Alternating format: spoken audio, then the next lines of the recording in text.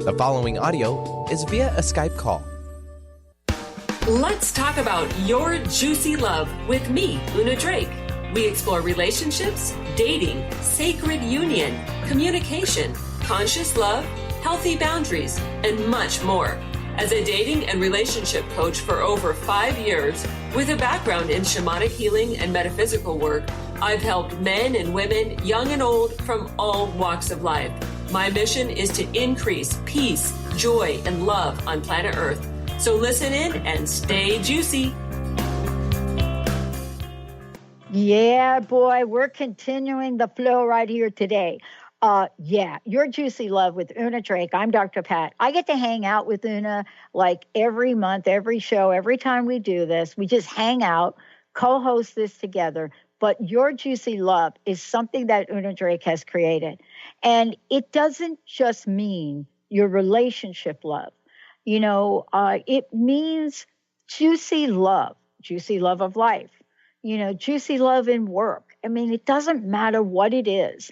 Are you doing those things that will help you get there? Today, Una is talking about creativity and living a juicy life. I think this is one of the most important ideas brought to the surface and to Earth, even by Einstein. Una, it's great to have you, right? Aren't you stoked about this? Absolutely. Thanks, Dr. Pat. Yeah, I think creativity is so important in living a full and juicy life. And I'm really happy to share about my mandala process today. So here we are, you and I, right? Little known secrets about us, right? People know you for what you're doing in the world to help people come together, to have intimate relationships. But what they don't know about us is that each of us has a creative side. I don't talk about it ever.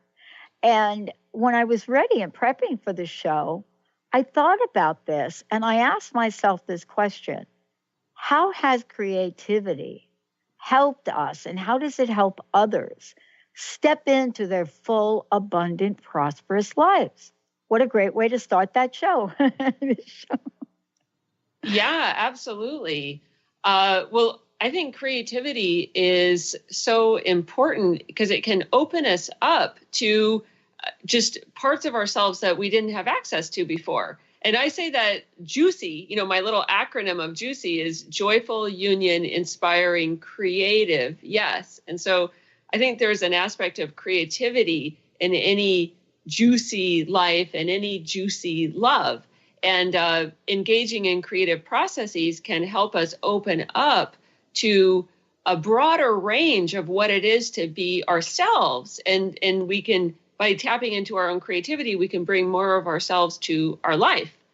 And we could just have more of ourselves available for living. I so love this conversation. The other day, I did an interview with the woman who created Places of Light, beautiful artwork. Now she has a fabulous phone app that is all about audio and bringing messages of light and healing through. And now I'm really struck as I went through prepared to talk with you. I'm struck by how many of our radio host family members are also artists or musicians. I was just totally floored by looking at that. But you're also one of these folks. You have been an artist your entire life, right? Yeah, basically. Yes, I have.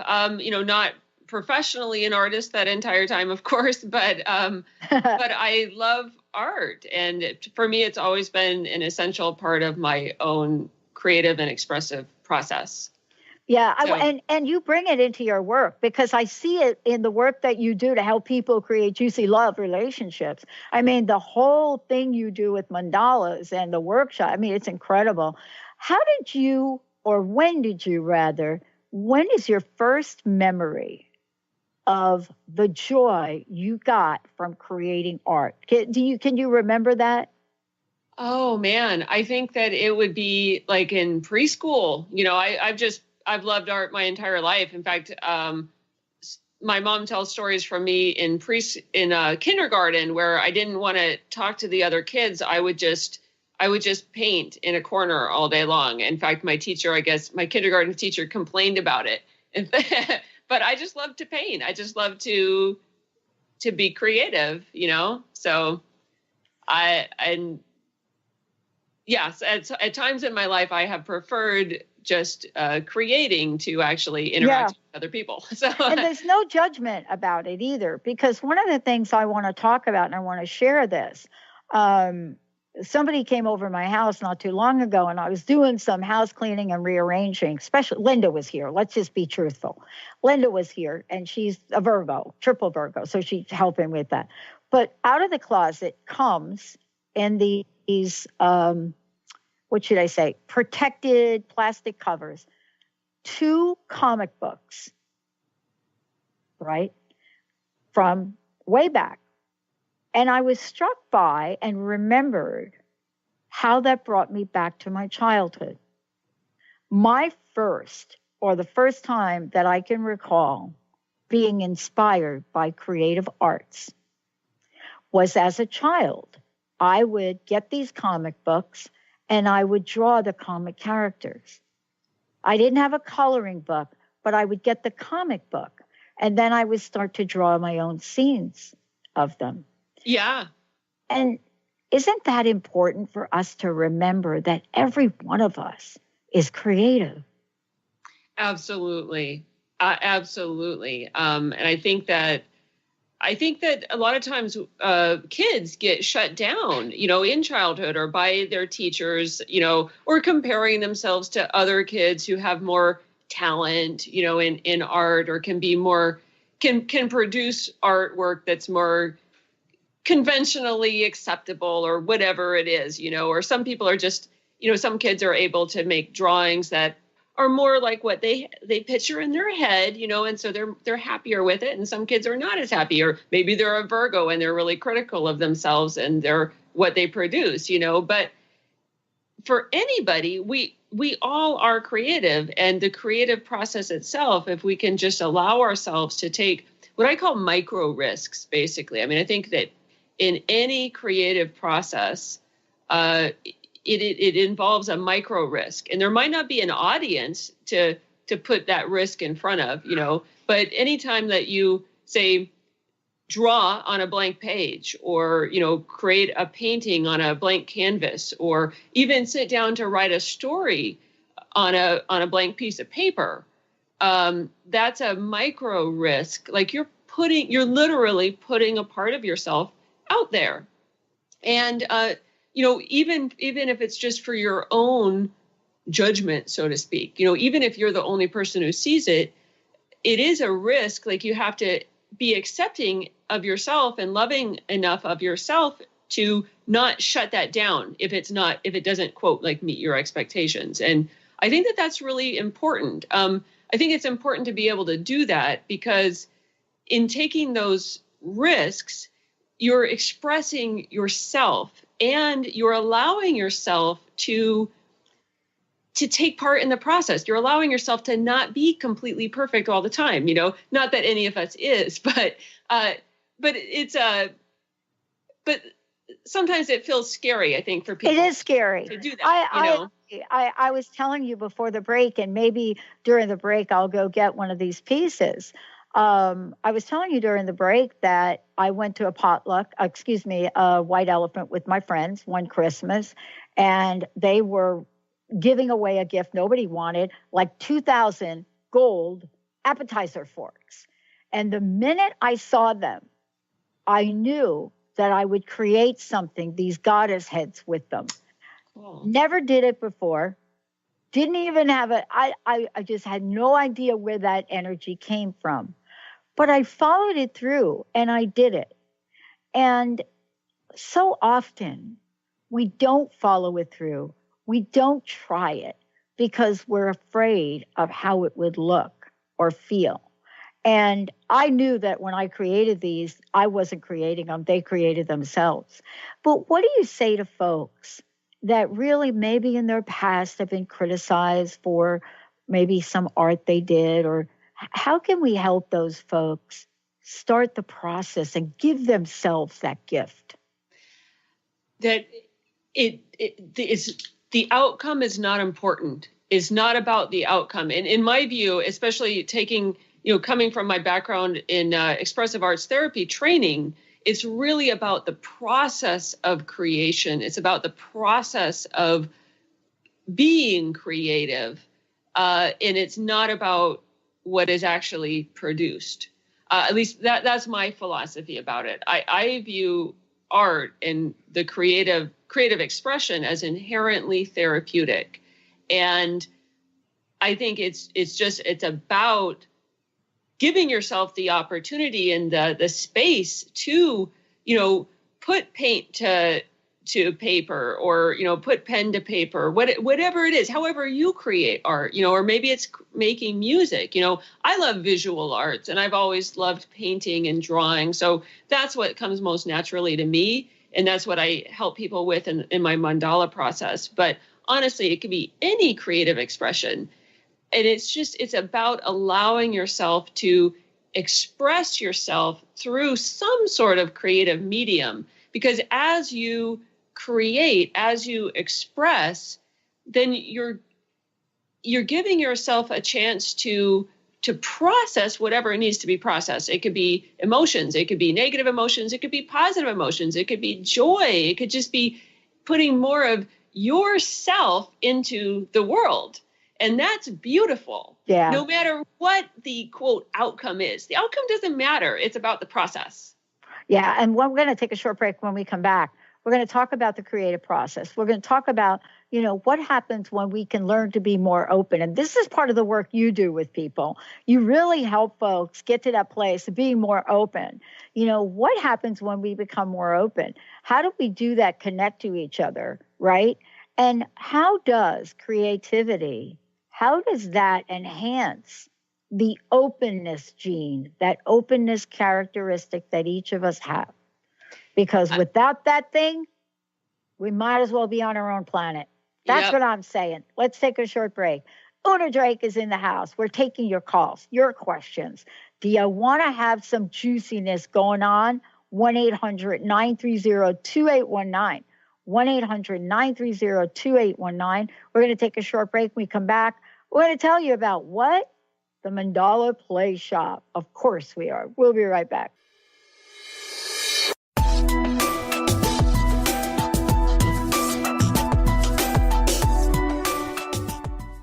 Tune in to The Jen Royster Show, intuitive guidance to inspire your life, each Thursday at 8 a.m. Pacific and 11 a.m. Eastern on TransformationTalkRadio.com. This amazing show is an inspirational hour that will take you on an epic metaphysical journey to discover the spiritual approach to life's greatest challenges. Dr. Jen is an internationally known intuitive counselor, spiritual teacher, and energy healer. Call in for intuitive readings and visit JenRoyster.com for more information.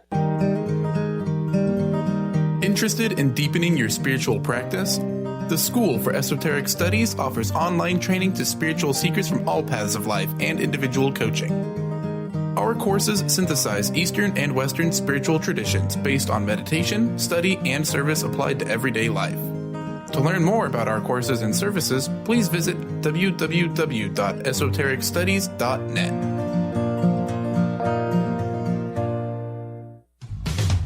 A word of caution: if you prefer the status quo and you are not interested in improving every aspect of your life, this book will trigger the shift out of you. The Truth is Funny, Shift Happens is available now. Author Colette Steffen brings the powerful knowledge and life-changing energy and empowerment from the radio airwaves to the pages of her new book. To get your copy in paperback or ebook, visit thetruthisfunny.com today. Practice living in wholeness and achieve fulfillment in your life with your body in full service to you. Sign up for the Body Tune-Up. 6 online classes designed for radical self-healing and self-regeneration. Go to CorneliaStephanie.com. Evolve. Become a practitioner now. Are you ready to make deep, lasting, transformative changes? Then tune in each month on Transformation Talk Radio for Susanna Jameson's hit show, Love, Light, Sound Radio. During her show, Susanna inspires and supports spiritually and health-conscious individuals all over the world to reconnect with their hearts, their inner peace, and balance. Love, Light, Sound Radio. Transformation happens here now.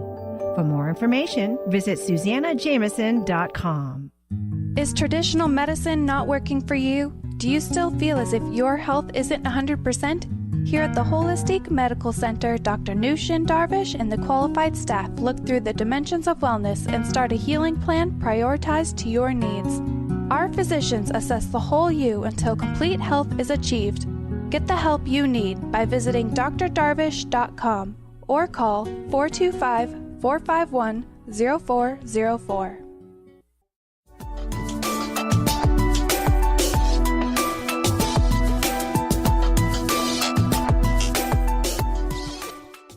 Yeah. Welcome back, everyone. Una Drake is in the house. This is a fabulous hit show that she does, and boy, do you guys love it. Your Juicy Love with Una Drake. Today, we're talking about creativity and living a juicy life. I'm Dr. Pat. I get to co-host this amazing show. Today is an invitation for everyone to be looking at places in your life that you know you want to step out, let that creative juice flow. But somehow you don't. And that's why we're going to be talking about openness and emotional availability. But before we do, Una, two things. How can people find out more about you and talk about creativity, right? Sure. As we speak, something's going to be going on here. Yeah, absolutely. So this evening, if you want to experience this mandala play shop in person and you're in the Seattle area, come to East West Bookshop in Seattle. It's near 65th and Roosevelt. It's East West Bookshop. It's from 6:30 to 8:30 p.m. I'll be doing a mandala play shop, and this is a process that I've developed over basically almost 20 years now of working with methods taken from expressive arts therapy. And this particular process that I lead people through, I've been doing this workshop for many years, and for many people, it's an extremely cathartic experience where they're able to access their own wisdom and their own intuition, but then not just keeping it in the intuitive realm, but bringing it into actual practical insights that you can implement, you can do stuff with in your real life. So it's like accessing your creativity and also making it practical so that it's actionable and you can do stuff with it and it means something in your real practical life. Does that make sense? Yeah. I mean, I love it because it's a way to get things moving. It's also a great play shop to do with another person too. Absolutely. Sure. Yeah. I mean, I think it's wonderful when we can kind of share creativity, even if we don't do the same things. So, that's just one thing that you do. Part of this and part of why the play shop is so important is because we're talking about each of us learning how to become more open. How do we become more open? And why is it that openness enables us to connect more with people? Yes. Well, openness is it's an important part of emotional availability because the characteristic of openness, when we are open it's like a personality characteristic, basically. We are curious about life in general. We're curious about other people. We're curious about how other people think and how they feel. And we're open to new experiences. So basically by being open, it's the opposite of being like closed or, not open to new experiences. So, I mean, if you think about like fundamentally, how easy are you to get to know? How easy would it be for someone who was, say, interested in you, bringing this back to the relationships field, which is our main topic on this show. How easy or hard would it be for someone who was, say, interested in getting to know you to actually talk to you and get to know you? Yeah. If you're fundamentally an open person, then you're going to be approachable. you're going to be curious. You're going to be open to talking to someone that you don't already know.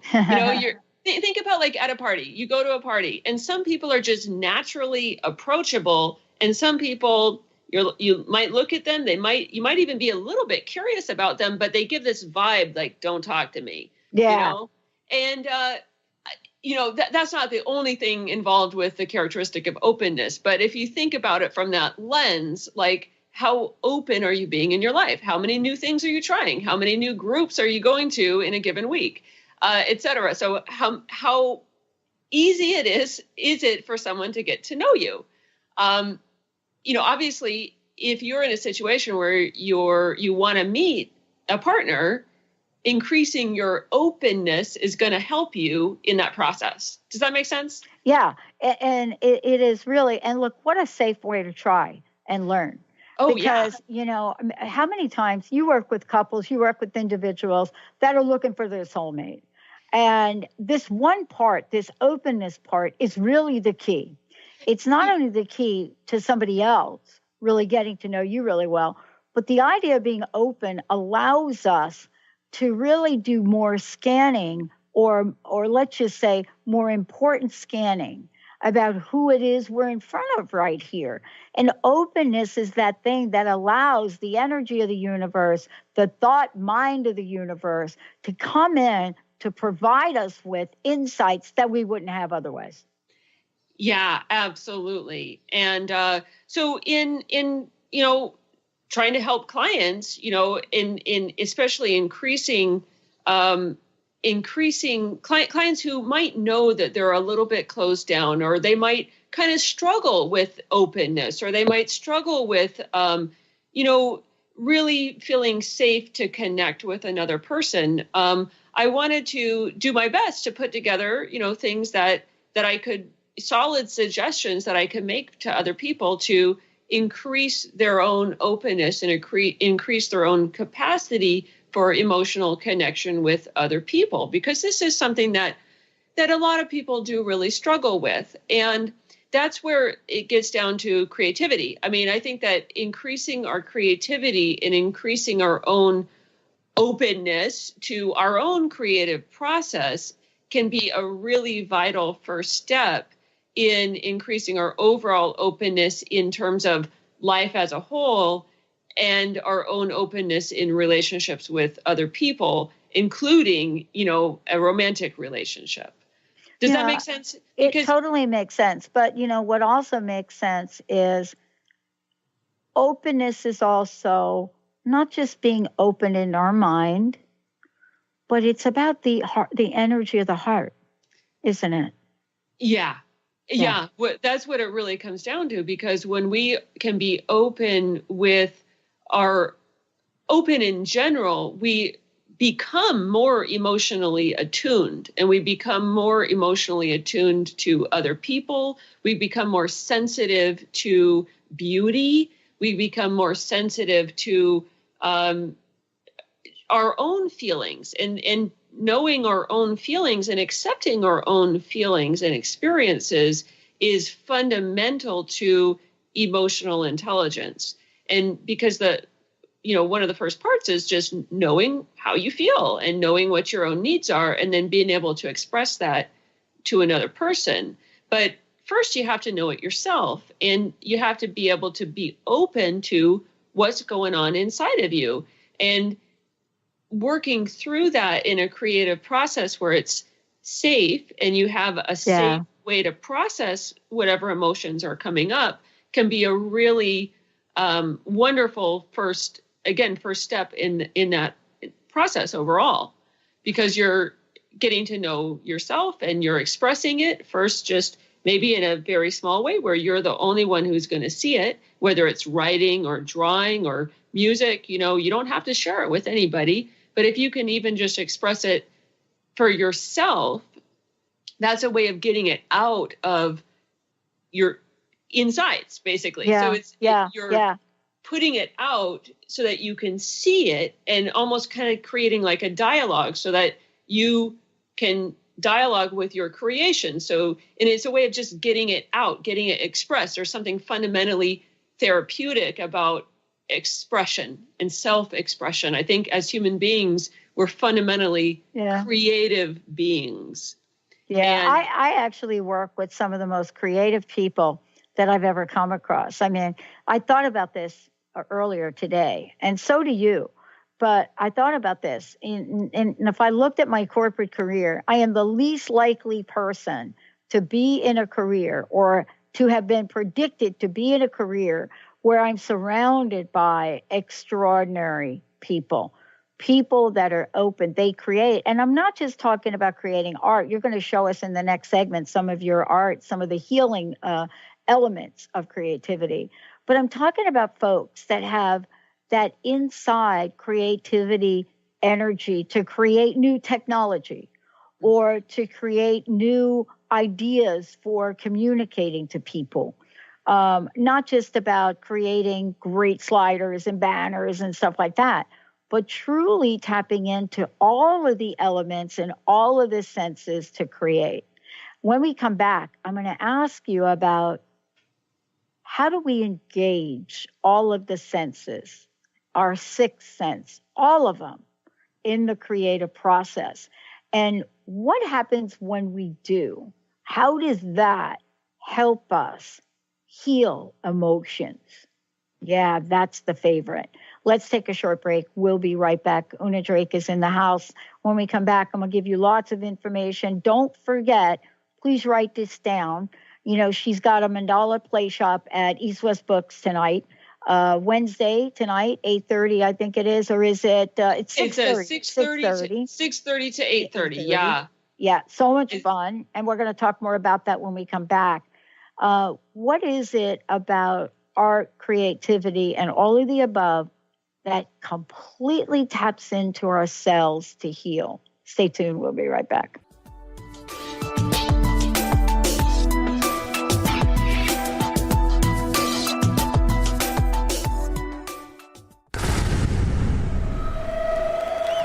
Welcome to the Dr. Pat Show, Talk Radio to Thrive By. I am so thrilled to be talking to all of you. We have got talk radio for all of us. Are you ready and willing and able to accept all of the abundance you can muster up in your life? Yeah! Check us out at drpatshow.com, transformationtalkradio.com, transformationradio.fm. Oh my goodness. Are you stuck in unhealthy habits, toxic relationships, or low self-esteem? Do you crave a life of inspiration, love, self-acceptance, and fun? Sounds like you're on the verge to your next big thing. Join Laura Richer, host of On the Verge Radio, helping you use your breakdown for a breakthrough, overcome life's greatest challenges, and live the life you want and deserve. Tune in each month on Transformation Talk Radio or visit SeattleHealingHypnosis.com for more information. Tune in to E3 Influence Radio. Own your impact. Master your world.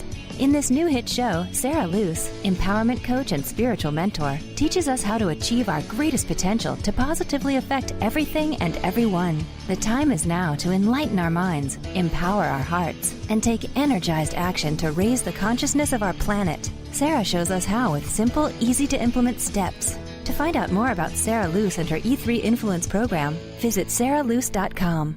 Tune in to the hit show Raging Skillet Radio, Mouthing Off with Chef Rossi. Chef Rossi mouths off about different subjects in pursuit of breaking down walls and opening up your minds. She and Dr. Pat banter back and forth, taking from the headlines of the day on subjects that reach beyond what goes on in the world into your hearts. And go to theragingskillet.com to find out more and let Chef Rossi know what's on your mind. Tune in to Knowledge Book Radio with host Marge Potasic each Tuesday at 1 p.m. Pacific, 4 p.m. Eastern on TransformationTalkRadio.com. Through many experiences, Marge was led to the Knowledge Book, a gift to humanity in its transition to the Golden Age, and it provided the truth and the answers. She now shares information from the Knowledge Book with you each week on TransformationTalkRadio.com. For more information, visit usa.theknowledgebook.net.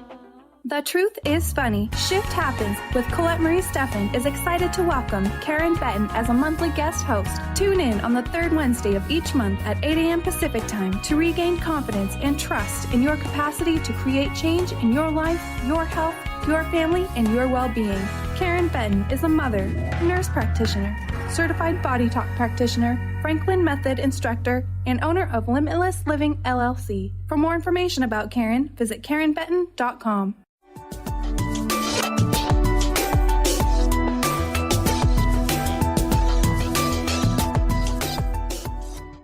Everybody, welcome back. I'm Dr. Pat. Great to connect with all of you. Thank you for tuning us in, turning us on. If you want to find out more about us, go to thedrpatshow.com or go to transformationtalkradio.com. You could just Google us as well. Lots of information about our fabulous hosts, such as my fabulous co-host today, Una Drake. And we are talking about creativity right now. And I do have a question that came in, but again, we're going to talk about this play shop you're doing tonight. One of the questions that came in, and let me just drop the question in here. And first of all, the question talks about acknowledging my comic book obsession. And no, I don't have the original Wonder Woman issue #1 book, which is worth $90,000. I don't quite have that early, but I do have an early version. And the question really is, how do we go through this creativity process and not judge ourselves? You know, I am my own worst critic. And you know, that's an interesting question, because when I was a kid and I was literally copying these comic book characters, I never thought about, am I doing them good enough? I was so plugged into the creative process of them. It's only getting older that I start to self-audit. And I think that's part of what we're going to talk about now, is how do we quiet our self-critic, and what is the process that you use in the workshop that allows everybody, regardless of where you think they are, to participate? Sure. Well, I think those are two important questions, but two separate things. First, about how do you not self-audit? You know, how do you kind of quiet the inner critic so that you can just allow yourself to create? And I think the first part is to just create art for yourself. You know, don't try to create art in front of, or don't put your creations in front of people where there's a chance of being criticized, at least at first. Like, create in a safe place. And if you need to create a safe place for yourself to create, then do that. You know, maybe that's in a journal. Maybe that's in a private space that you don't let other people access until you feel more confident and you want to share it. You know, that's about kind of setting healthy boundaries and setting boundaries that protect your own vulnerability and your own, you know, that allow yourself to let that little seed of creativity grow in a safe place.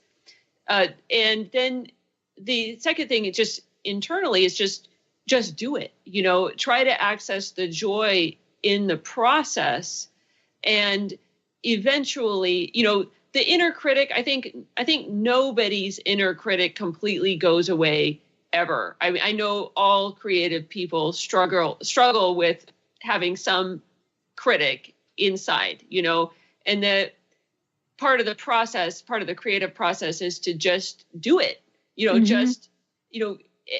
just keep on doing it and find the joy in the process, because there is joy. There's real release in creative expression. But you have to do it to get to that point where the joy can come out. Yeah. And, you know, part of this too is you use a process and walk people through the process as you do in the play shop. But part of that too is the energy of going through a creative process and how healing it could be to the heart, to our emotions, but also to the body. And you brought some of your own art today that you were going to share with folks, because time and time again, folks talk about how much relief they get from whatever is going on, whatever bothering them, once they engage in a creative process, right? Absolutely. Yeah. And so, first of all, I want to talk about like, what is a mandala? Like a mandala, in my definition, is any artwork, any visual artwork that's done in a circular format. So yeah, I'll just show some. These are some that this is one I did, I don't know, probably over 10 years ago, this one. This one's also, I don't know, probably 2009 or something. Here's one, this one's watercolor, shows two figures. There's many. Here's one that's just, again, watercolor on paper. Again, it's not about the product. I'm not trying to frame this and put it on my wall. It's about the process. It's about the creative process. And there's something about having a circular format that a circle represents wholeness, like symbolically and just on an intuitive level, it represents wholeness and completeness. And I believe that really at the core, all of us are whole and complete. And that part of the healing process and the creative process is about coming into and acknowledging and discovering our own wholeness and our own completeness, and working in a creative way with a circular format, I believe helps us to do that. In fact, there's some quotes. Here's a quote from an author that I really like. When we create a mandala, we make a personal symbol that reveals who we are in the moment. The circle we draw contains, even invites, conflicting parts of our nature to appear. Yet even when conflict surfaces, there is an undeniable release of tension when making a mandala. And that's part of the beauty of this whole process. So when I work with people for example, in the Play Shop tonight, I invite people first to come and verbalize a specific question that they have, or as narrowly as possible, define an issue that they're dealing with. So if they can phrase it in terms of a question, that's great. Sometimes it's just an overall area or issue that they're struggling with, because all of us struggle with something all the time. And then I have them write it down. I have processing sheets that have like specific things to go through, so that the left side of your brain, the logical side of your brain, can rest, because there's a worksheet for that. So you write it down. You write down what you're working on. Then I have people get out all the art materials that they want to use. And, some people like to use watercolor. Some people like to use oil pastels or chalk pastels or pens or whatever it is. But I like people to have an idea of what they're going to use ahead of time and then lay out their materials in front of them. And then I invite people to close their eyes, and I lead people through a short guided meditation so that they can really calm down and go within and get the insight and the wisdom that they need. And invariably, people come back from the guided meditation with some sort of visual image. They may not have, in fact, they usually don't have like a completely full-blown solution to their problem that they totally understand at first, but they'll come back with images. They'll come back with colors. They'll come back with something from that guided meditation process that they can then come out of the meditation and, still in a meditative state, put it in some visual form into the mandala, into the circle, using the creative supplies that we've already laid out, so that the creation of the mandala is done in a very meditative way, directly from the meditation and the whatever intuitive gift they've gotten from the meditative process. Then once they have their mandala, and usually I say, people sometimes ask, well, how do I know when my mandala is done? Yeah. And that's an intuitive process, but usually people have some sort of inner knowing, like a little click will happen when it's complete. And I love that because it's like, it's like an intuitive way that you know that you've created something that's whole and complete. And you may still not know what the answer is, but then this is where it gets a little bit into the left brain. Then you can start to analyze it from like a symbology type of view, still intuitive, but you're saying like, okay, what colors did I put down? What does that symbolize to me? Or, what message does this image seem to be saying? Or what am I getting out of this thing that I have created? What is it saying to me? Like I led someone through this process, a client a couple months ago, and animals appeared to her in her vision, and she put them in her mandala. There was like rabbit and deer and some other symbols that were about creativity and fertility, and about she was wanting to meet someone and wanting to have a romantic relationship, and these symbols directly from a symbolic level, these animals that showed up in her mandala were directly connected to her desire for a relationship, even though she didn't know those symbolic meanings at the time that she put them, that they appeared in her guided meditation, and then she put them into the mandala.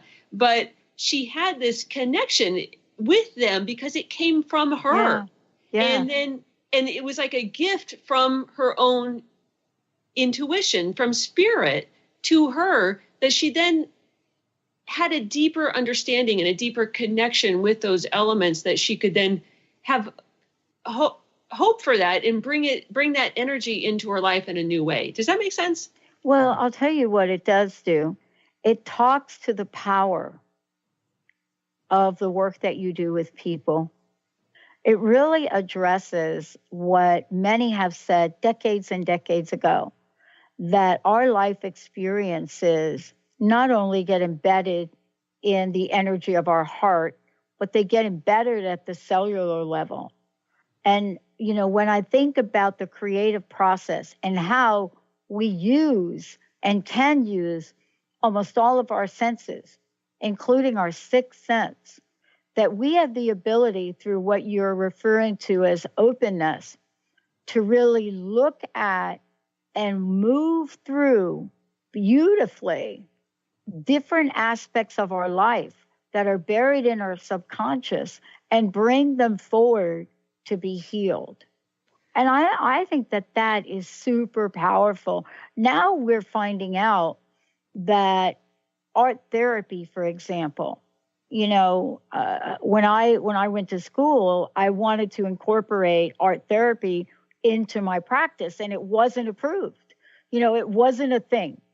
Now what we're learning is that the ability for children especially to represent themselves in whatever way they want to artistically is so therapeutic at so many levels of who we are. And I think that's what you're talking about. Absolutely. Yes. And you mentioned children in art therapy. Yeah. And of course, I think with kids, it can be so important because sometimes, kids don't have the words to verbalize what's going on. Talking therapy, of course, has been the standard with adults for, over 100 years now in, psychotherapy practice and stuff. But, kids often can't talk or literally don't have the vocabulary and the ability to talk about what's going on, right. But they can draw or they can color, or they can do something to create. Well, honestly, I think the same or similar applies for adults too. Sometimes we don't have the ability to verbalize our own emotions, or we don't, maybe we just don't have the toolkit, or we weren't ever given the means to really understand our own emotions from a verbal perspective, but we still feel them and they still impact our life. And I think so many of us, even adults, can access our emotions much more easily through intuitive means and through, visual or some sort of creative expression. And that comes more readily than verbalizing it. Does that make sense? Yeah. Well, what I think we're talking about is really an invitation for people, because part of what happens, especially if we want to take the leap and talk about relationships for a minute, that also is the work that you do as an expert in that field. As we talk about relationships, and yet we don't have a way, to help people move from really a protective shell, in some cases a closed shell, to start to move and peel that back and become more and more and more open in a safe place. See, that's, I think, the key word to what you and I are talking about today. I'm not talking about like, boom, go out there and like engage and there you are, because it doesn't happen that way, especially it doesn't happen in a safe emotional place. But what you're talking about is enabling people to take the steps to build their outer confidence and their inner strength. And Absolutely. That's important in the world today. Yeah. So I guess if I didn't explicitly say it, I always create a safe place in the beginning of my workshops. I set it up so that, anything you create is okay, and we're not here to criticize each other. And you can share your mandala with other people at the end if you want to, but you don't have to. It's absolutely creating a safe place. It's a safe container to express yourself and to bring whatever comes forward. And just talking about kind of the therapeutic process of this, I want to share the story of this mandala. I think I shared it earlier. I don't know if you can see, but it has like a little dog with a rose on its head, and then there's like an elephant up here with a heart. So it might seem kind of dumb or naive or whatever, but honestly, this was one of the most powerful and moving mandalas that I ever created for myself, because I had just gone through a really painful breakup that I was extremely upset about at the time.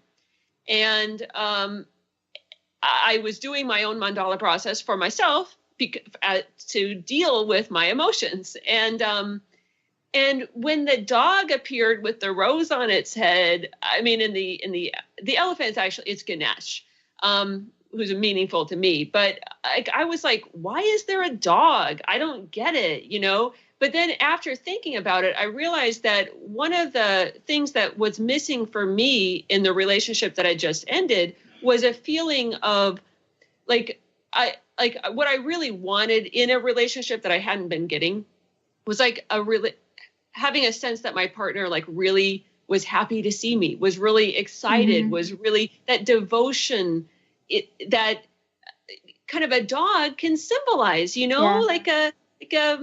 and when I realized that symbolism and that, I guess I didn't realize that I was even missing that in a relationship, it allowed me to tune in to some of that energy of, okay, that's, I guess, what I need to focus on. That's what I'm missing. That's what I really want. For example, in the romance represented by the rose, for example, and Ganesh showing up in that process as well.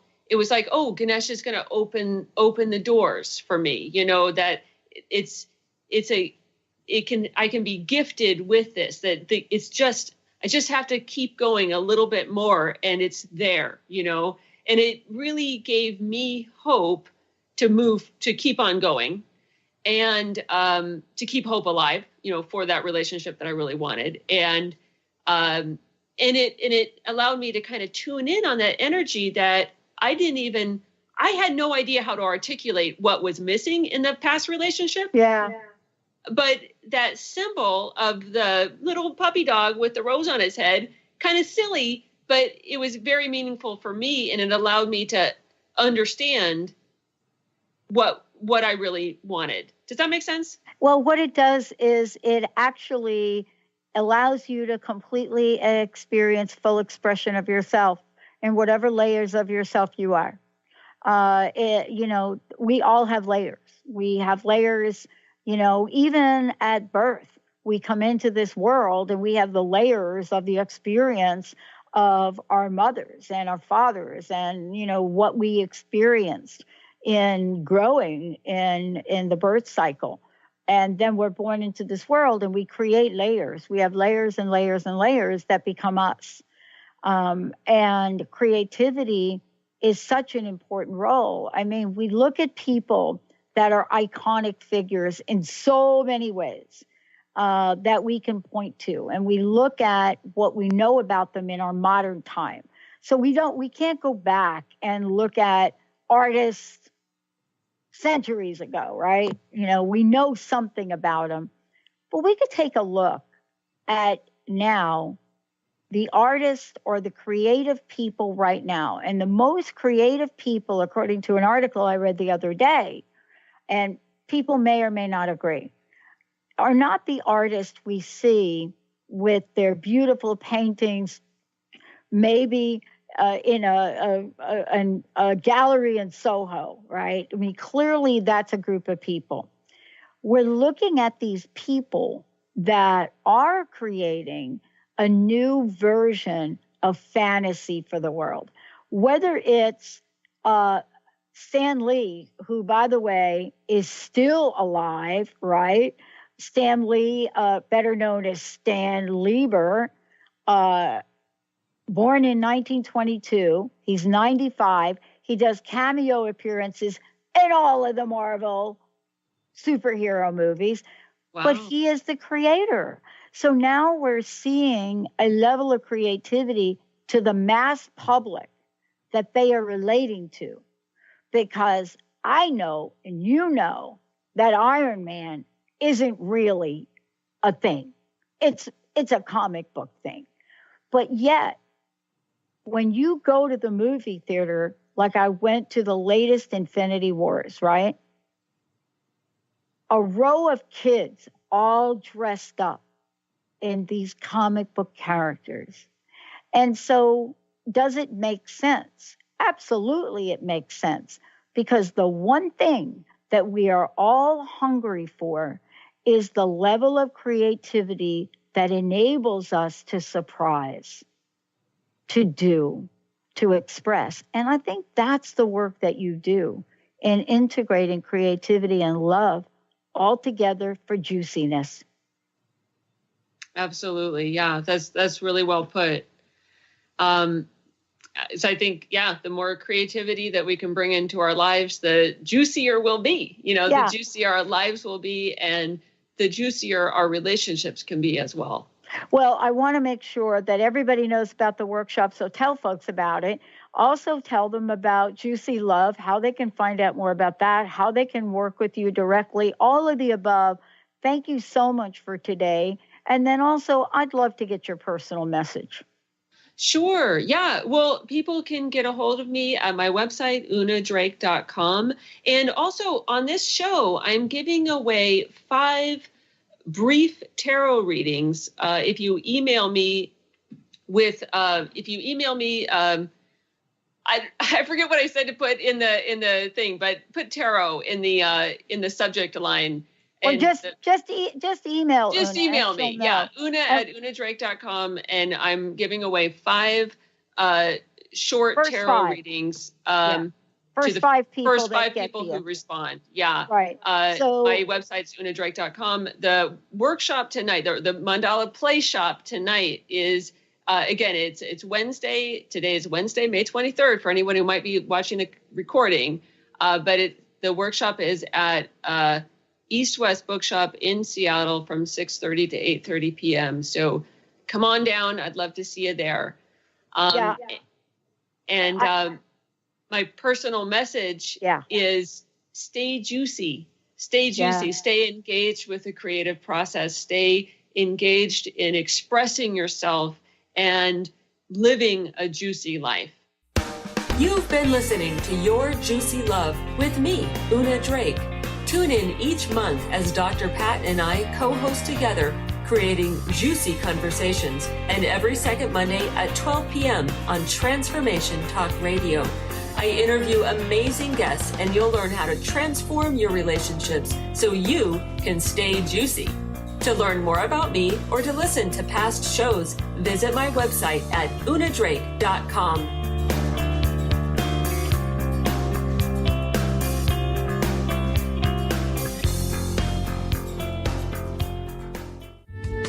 The preceding audio was via a Skype call.